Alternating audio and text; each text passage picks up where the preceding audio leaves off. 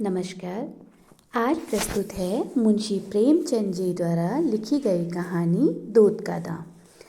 अब बड़े बड़े शहरों में दाइयाँ, नर्सें और लेडी डॉक्टर सभी पैदा हो गई हैं, लेकिन देहातों में जच्चे खानों पर अभी तक मैला उठाने वालों का ही प्रभुत्व है और निकट भविष्य में इसमें कोई तब्दीली होने की आशा नहीं।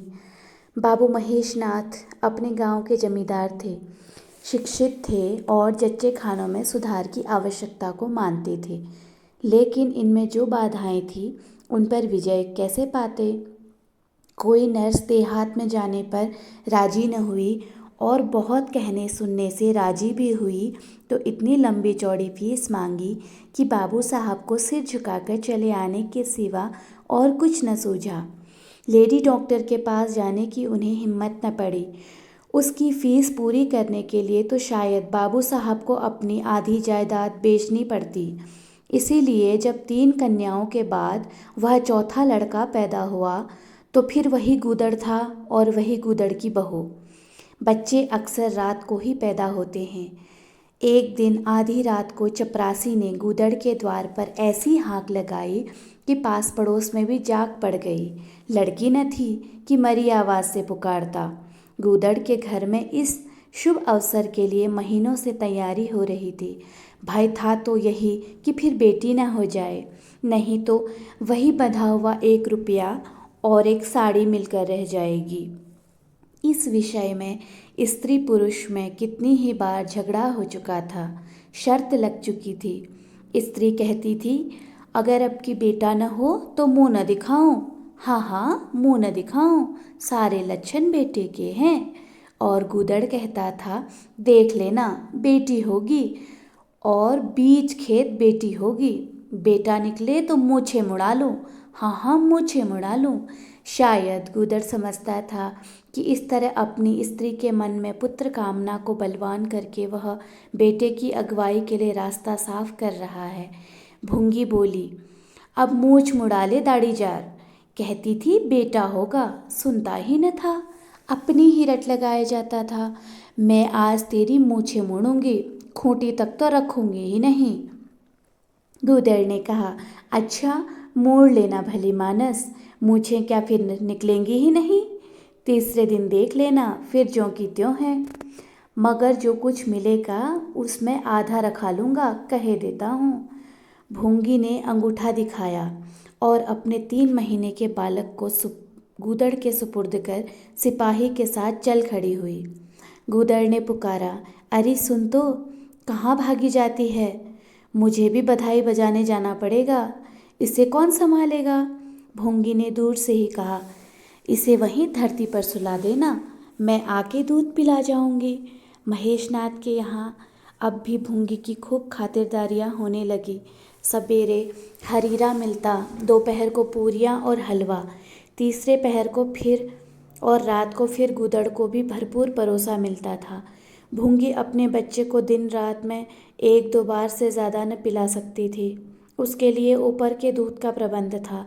भूंगी का दूध बाबू साहब का भाग्यवान बालक पीता था और यह सिलसिला 12वें दिन भी बंद न हुआ। मालकिन मोटी ताजी देवी थी, पर अब की कुछ ऐसा संयोग कि उन्हें दूध हुआ ही नहीं। तीनों लड़कियों की बार इतने इफरात से दूध होता था कि लड़कियों को बदहजमी हो जाती थी। अब की 1 बूंद भी नहीं। भूंगी दाई भी थी और दूध पिलाई भी। मालकिन कहती, भूंगी हमारे बच्चे को पाल दे, फिर जब तक तू जिए बैठी खाती रहना, 5 बीघे माफ़ी दिलवा दूंगी, नाती पोते तक चैन करेंगे। और भूंगी का लाडला ऊपर का दूध हजम न कर सकने के कारण बार बार उल्टी करता और दिन दिन दुबला हो जाता था। भूंगी कहती, बहू जी मुंडन में चूड़े लूँगी, कहे देती हूँ। बहू जी उत्तर देती, हाँ हाँ चूड़े ले लेना भाई, धमकाती क्यों है, चांदी के लेगी या सोने के? वाह बहू जी, चांदी के चूड़े पहन किसे मुँह दिखाऊंगी और किसकी हंसी होगी? अच्छा सोने के ले लेना भाई, कह तो दिया, और ब्याह में कंठा लूँगी और चौधरी गूदड़ के लिए हाथों के तोड़े, वह भी लेना, भगवान वह दिन तो दिखावे। घर में मालकिन के बाद भूंगी का ही राज्य था। महरिया महराजिन नौकर चाकर सब उसका रौब मानते थे, यहाँ तक कि खुद बहूजी भी उससे दब जाती थी। एक बार तो उसने महेशनाथ को भी डांटा था, हंसकर टाल गए। बात चली थी भंगियों की। महेशनाथ ने कहा था, दुनिया में और चाहे जो कुछ हो जाए, भंगी भंगी ही रहेंगे, इन्हें आदमी बनाना कठिन है। इस पर भूंगी ने कहा था, मालिक, भंगी तो बड़ों बड़ों को आदमी बनाते हैं, उन्हें कोई क्या आदमी बनाए। यह गुस्ताखी करके किसी दूसरे अवसर पर भला भूंगी के सिर के बाल बच सकते थे, लेकिन आज बाबू साहब ठठा कर हंसे और बोले, भूंगी बात बड़े पते की कहती है। भूंगी का शासनकाल साल भर से आगे न चल सका।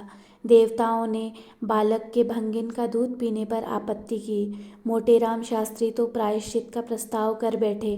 दूध तो छुड़ा दिया गया, लेकिन प्रायश्चित की बात हंसी में उड़ गई। महेशनाथ ने फटकार कर कहा, प्रायश्चित की खूब कही शास्त्री जी, कल तक उसी भंगिन का खून पीकर पला, अब उसमें छूत घुस गई। वाह रे आपका धर्म। शास्त्री जी शिखा फटकार कर बोले, यह सत्य है, वह कल तक भंगिन का रक्त पीकर पला, मांस खाकर पला, यह भी सत्य है।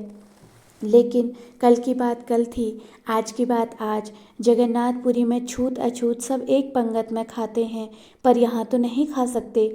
बीमारी में तो हम भी कपड़े पहन खा लेते हैं, खिचड़ी तक खा लेते हैं लेकिन अच्छे हो जाने पर तो नियम का पालन करना ही पड़ता है।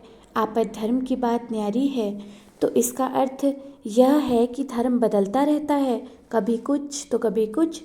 और क्या, राजा का धर्म अलग, प्रजा का धर्म अलग, अमीर का धर्म अलग, गरीब का धर्म अलग। राजे महाराजे जो चाहे खाएं, जिसके साथ चाहे खाएं, जिसके साथ चाहे शादी ब्याह करें, उनके लिए कोई बंधन नहीं। समर्थ पुरुष हैं, बंधन तो मध्य वालों के लिए है। प्रायश्चित तो न हुआ, लेकिन भूंगी को गद्दी से उतरना पड़ा। हाँ, दान दक्षिणा इतनी मिली कि वह अकेले न ले जा सकी, और सोने के चूड़े भी मिले। एक की जगह दो नई सुंदर साड़ियाँ, मामूली नैन सुख की नहीं, जैसी लड़कियों के बाहर मिली थी। इसी साल प्लेग ने जोर बांध और गूदड़ पहले चपेट में आ गया। भूंगी अकेली रह गई, पर गृहस्थी ज्यों की त्यों चलती रही। लोग ताक लगाए बैठे थे कि भूंगी अब गई। फलां भंगी से बातचीत हुई, फलां चौधरी आए, लेकिन भूंगी न गई, न कहीं आई न कहीं गई।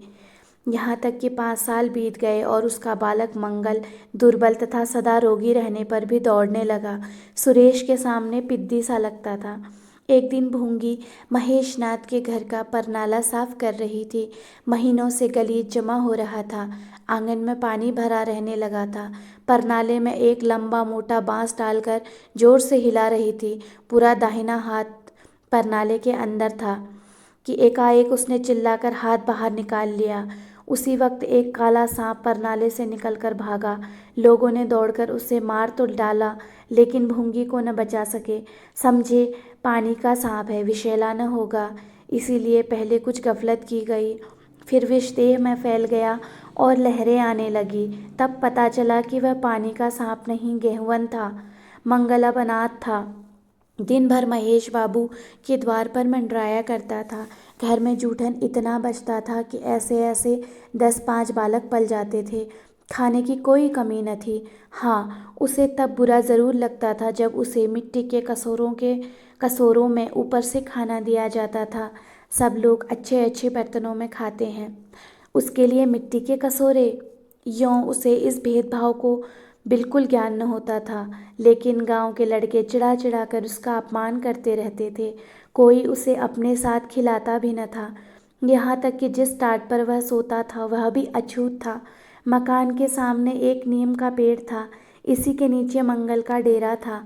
एक फटा सा टाट का टुकड़ा, 2 मिट्टी के कसोरे और एक धोती, जो सुरेश बाबू की उतरन थी।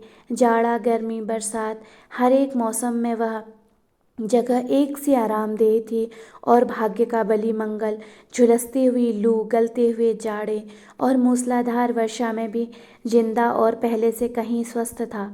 बस उसका कोई अपना था तो गांव का एक कुत्ता, जो अपने सहवर्गियों के जुल्म से दुखी होकर मंगल की शरण में आ पड़ा था।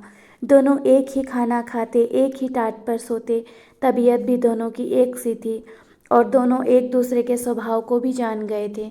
कभी आपस में झगड़ा न होता था। गांव के धर्मात्मा लोग बाबू साहब की इस उदारता पर आश्चर्य करते। ठीक द्वार के सामने 50 हाथ भी न होगा मंगल का पड़ा रहना उन्हें 16 आने धर्म विरुद्ध जान पड़ा। छी, यही हाल रहा तो थोड़े ही दिनों में धर्म का अंत ही समझो। भंगी को भी भगवान ने ही रचा है, यह हम भी जानते हैं। उसके साथ हमें किसी तरह का अन्याय न करना चाहिए, पर यह किसे नहीं मालूम।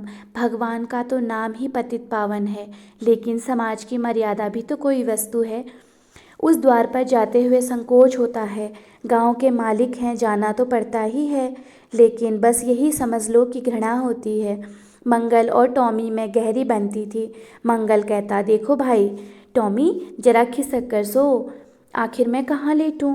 सारा टाट तो तुमने घेर लिया। टॉमी कूं कूं करता, दुम हिलाता और खिसक जाने के बदले और ऊपर चढ़ाता एवं मंगल का मुंह चाटने लगता। शाम को वह एक रोज अपना घर देखने और थोड़ी देर रोने जाता। पहले साल फूस का छप्पर गिर पड़ा, दूसरे साल एक दीवार गिरी और अब केवल आधी आधी दीवारें खड़ी थी, जिनका ऊपरी भाग नोकदार हो गया था। यही उसे स्नेह की संपत्ति मिली थी, वही स्मृति ही आकर्षण, वही प्यार उसे एक बार उस उजाड़ में खींच ले जाता और टॉमी सदैव उसके साथ होता था। मंगल नोकदार दीवार पर बैठ जाता और जीवन के बीते और आने वाले स्वप्न देखता और बार बार उछलकर उसकी गोद में बैठने की असफल चेष्टा करता। एक दिन कई लड़के खेल रहे थे, मंगल भी पहुंचकर दूर खड़ा हो गया। या तो सुरेश को उस पर दया आ गई या खेलने वालों की जोड़ी पूरी न पड़ती थी, कुछ कह नहीं सकते। जो कुछ भी हो, तज तजवीज़ की आज मंगल को भी खेल में शरीक कर लिया जाए। यहाँ कौन देखने आता है? क्यों रे मंगल, खेलेगा? मंगल बोला, ना भैया, कहीं मालिक देख लें तो मेरी चमड़ी उधेड़ दी जाए। तुम्हें क्या, तुम तो अलग हो जाओगे। सुरेश ने कहा, तो यहाँ कौन आता है देखने बे? चल, हम लोग सवार सवार खेलेंगे। तू घोड़ा बनेगा, हम लोग तेरे ऊपर सवारी करके दौड़ाएंगे। मंगल ने शंका की, मैं बराबर घोड़ा ही रहूँगा कि सवारी भी करूँगा? यह बता दो। यह प्रश्न टेढ़ा था, किसी ने इस पर विचार न किया। सुरेश ने एक क्षण विचार करके कहा, तुझे कौन अपनी पीठ पर बिठाएगा? सोच, आखिर तू भंगी है कि नहीं? मंगल भी खड़ा हो गया, बोला, मैं कब कहता हूँ कि मैं भंगी नहीं हूँ, लेकिन तुम्हें मेरी ही माँ ने अपना दूध पिलाकर पाला है। जब तक मुझे भी सवारी करने को न मिलेगी, मैं घोड़ा न बनूंगा। तुम लोग बड़े चगड़ हो, आप तो मज़े से सवारी करोगे और मैं घोड़ा ही बना रहूं। सुरेश ने डांट कर कहा, तुझे घोड़ा बनना पड़ेगा, और मंगल को पकड़ने दौड़ा। मंगल भागा, सुरेश ने दौड़ाया। मंगल ने कदम और तेज किए, सुरेश ने भी जोर लगाया, मगर वह बहुत खा खा कर थुलथुल हो गया था और दौड़ने में उसकी सांस फूलने लगती। आखिर उसने रुक कर कहा, आकर घोड़ा बनो मंगल, नहीं तो कभी पा जाऊंगा तो बुरी तरह पीटूंगा। तुम्हें भी घोड़ा बनना पड़ेगा। अच्छा, हम भी बन जाएंगे, तुम पीछे से निकल जाओगे। पहले तुम घोड़ा बन जाओ, मैं सवारी कर लूँ, फिर मैं बनूंगा। सुरेश ने सचमुच चकमा देना चाहा। मंगल को यह मुकाबला सुनकर साथियों से बोला, देखते हो इसकी बदमाशी, भंगी है ना? तीनों ने मंगल को घेर लिया और उसे जबरदस्ती घोड़ा बना दिया। सुरेश ने चट चट उसकी पीठ पर आसन जमा लिया और टिक टिक करके बोला, चल घोड़े चल। मंगल कुछ देर तक तो चला, लेकिन उस बोझ से उसकी कमर टूटी जाती थी। उसने धीरे से पीठ सिकोड़ी और सुरेश की रान से नीचे सरक गया।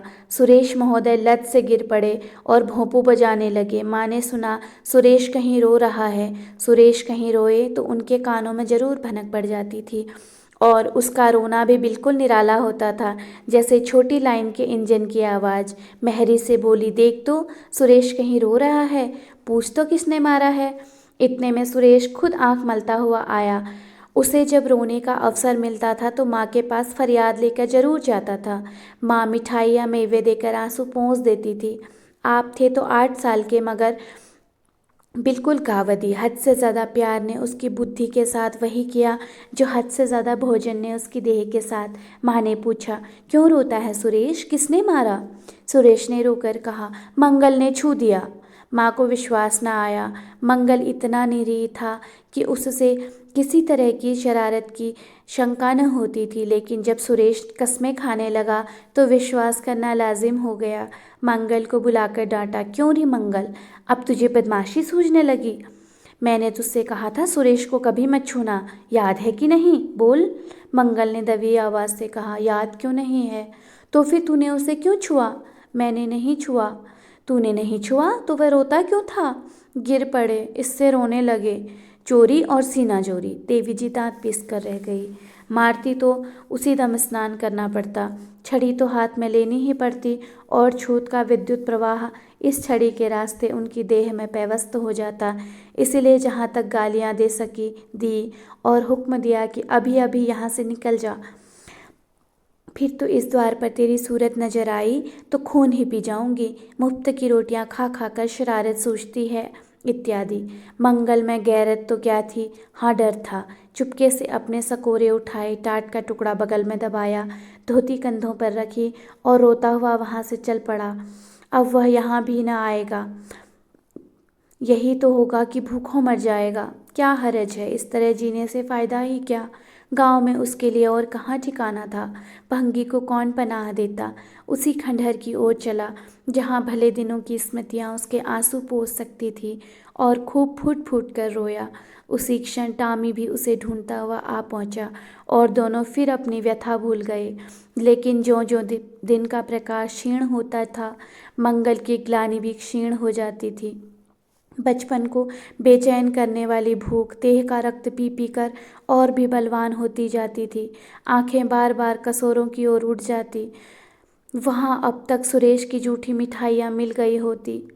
यहाँ क्या धूल फाके। उसने टॉमी की सलाह की, खाओगे क्या टॉमी? मैं तो भूखा लेट रहूँगा। टॉमी ने कूं कूं करके शायद कहा, इस तरह का अपमान तो जिंदगी भर सहना है। यों हिम्मत हारोगे तो कैसे काम चलेगा? मुझे देखो ना, कभी किसी ने डंडा मारा, चिल्ला उठा। फिर जरा देर बाद दुम हिलाता हुआ उसी के पास जा पहुंचा।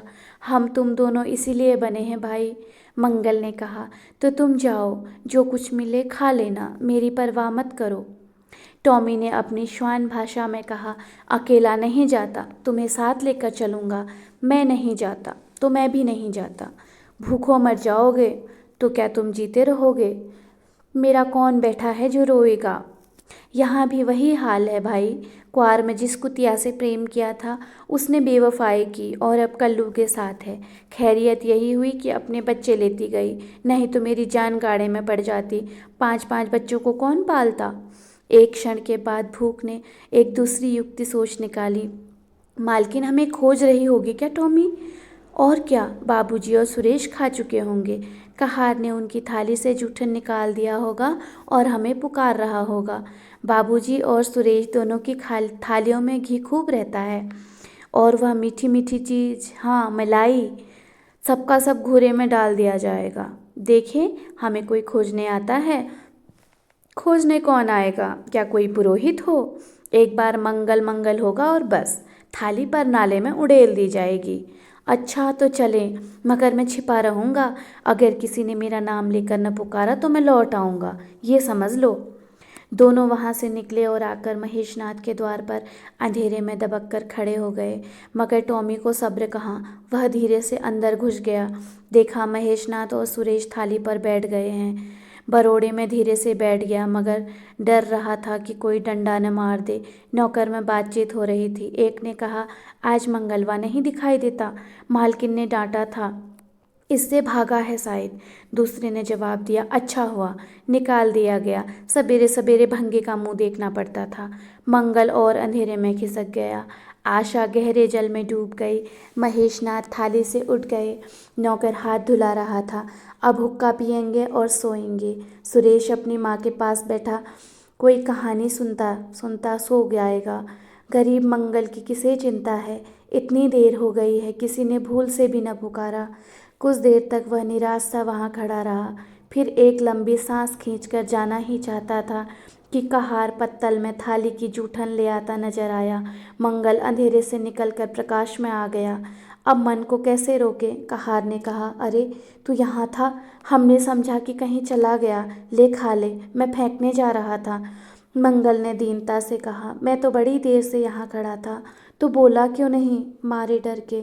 अच्छा खा ले। उसने पत्तल को ऊपर उठाकर मंगल के फैले हुए हाथों में डाल दिया। मंगल ने उसकी ओर ऐसी आंखों से देखा जिसमें दीन कृतज्ञता भरी हुई थी।